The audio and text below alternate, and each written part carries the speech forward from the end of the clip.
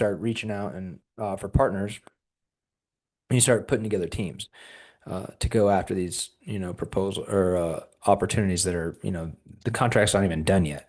You're getting way ahead of the game.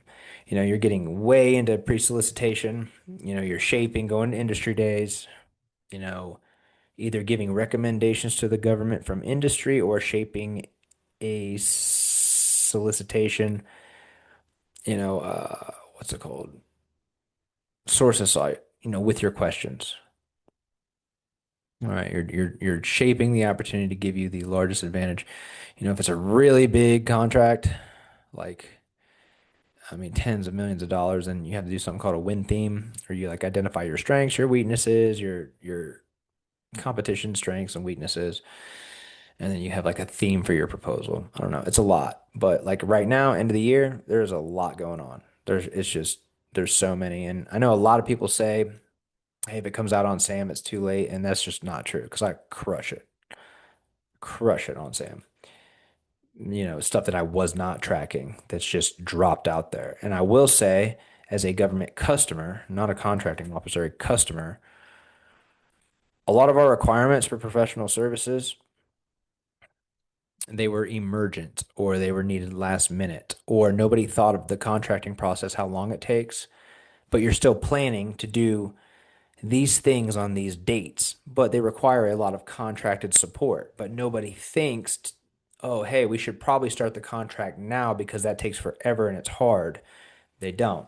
They just say, contracting, throw it in there, and then they keep planning for this certain date to exercise, this task that needs a lot of contracted support, and then it would get passed to me at contracting, to develop the requirement, package it up, and get it to where it needs to go, staffed and approved into the contracting office. And it's like, well, this is like millions of dollars and we have 60 days until the period of performance. So there's a lot of that, meaning there's no pre-solicitation. There was none of that. All right. And you got to get kind of creative, to make that happen. Because some contract officers, they'd be like,